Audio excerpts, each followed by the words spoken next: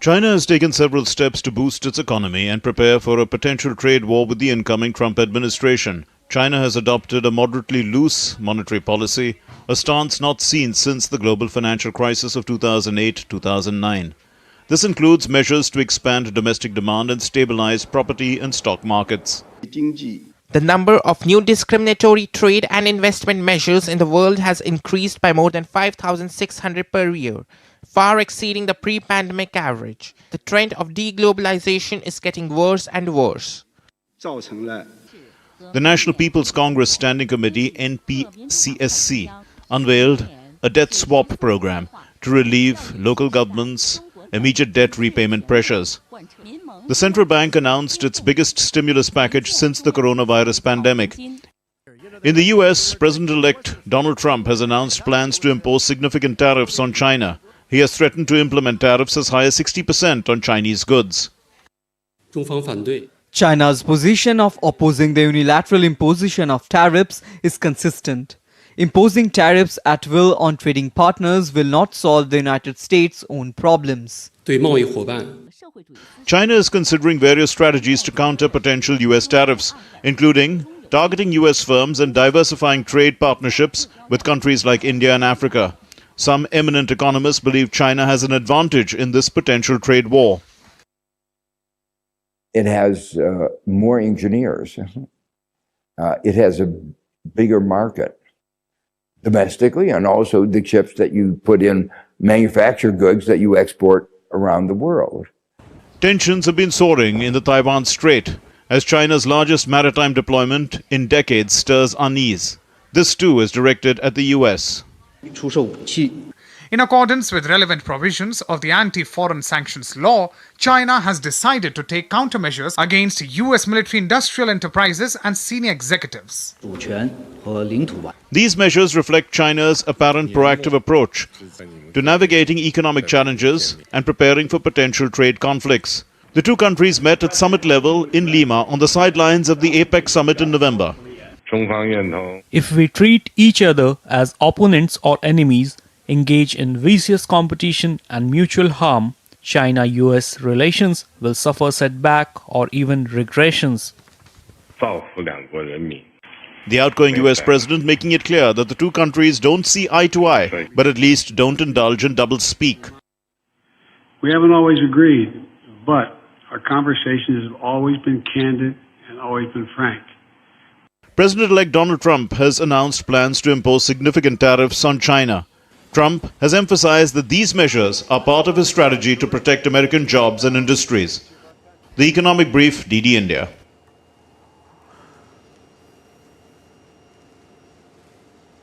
Right, and joining us also on Zoom link is Professor Abhijit Das. He's an expert on international trade. Thank you very much, Professor Das, for being with us. And Mr. Basu continues to be with us in the studio. Professor Das, how serious, is this potential tariff war? And who has the advantage? Oh, it certainly is a very, very dangerous situation that we are likely to be confronted with. US raises tariffs against China. China is likely to retaliate by imposing tariffs against US. This is likely to result in considerable disruption of global trade. No one gains from the tariff war. Both the countries will eventually lose. But the biggest casualty in the tariff war will be the respect for rules under the World Trade Organization.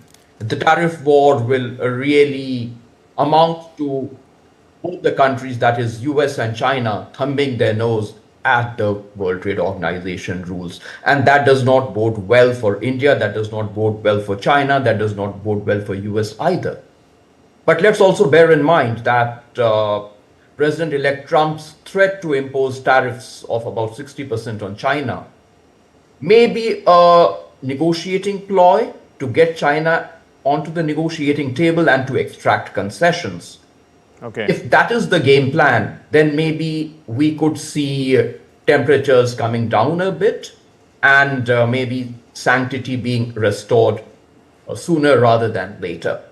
Right. But Mr. Basu, what do you think? I mean, do you think that India stands to benefit in some way? Do you see the India-US partnership on critical and emerging technology ISET getting a boost under Trump, or would he be wanting also to direct, manufacturing of those high-tech commodities back to the US?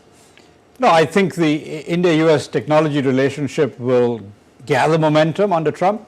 But, just to go back to your previous question, sure. It's also important to understand that China imposes more than 5,000 non-tariff barriers.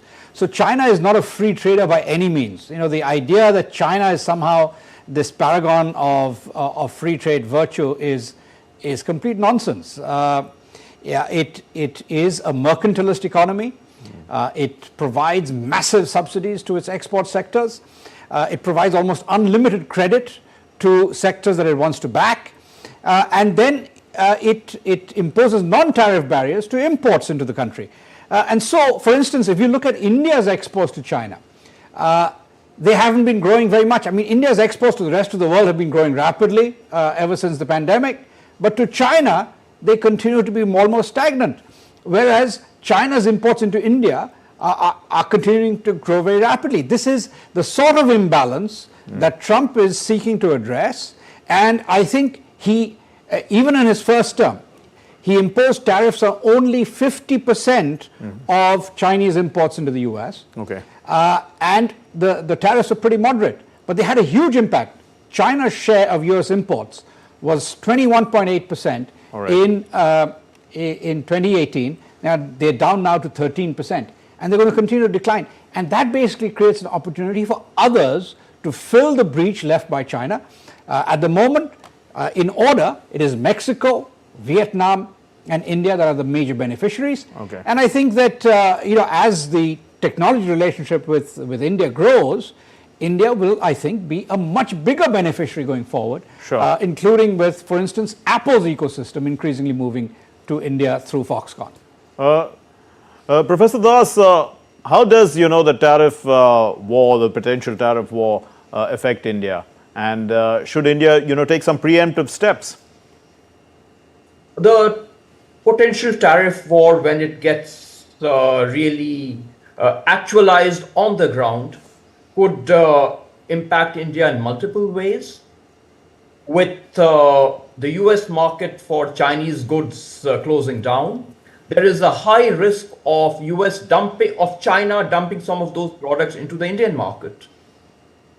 So we really stand at the risk of facing cheap dumped imports coming into India and further injuring our domestic producers. So our domestic producers have to be cognizant of this reality, of this likely eventuality.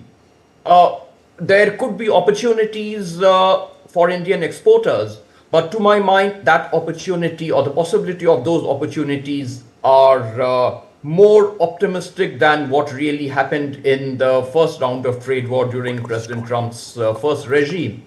The real beneficiaries were countries like Thailand, Vietnam, Mexico, etc.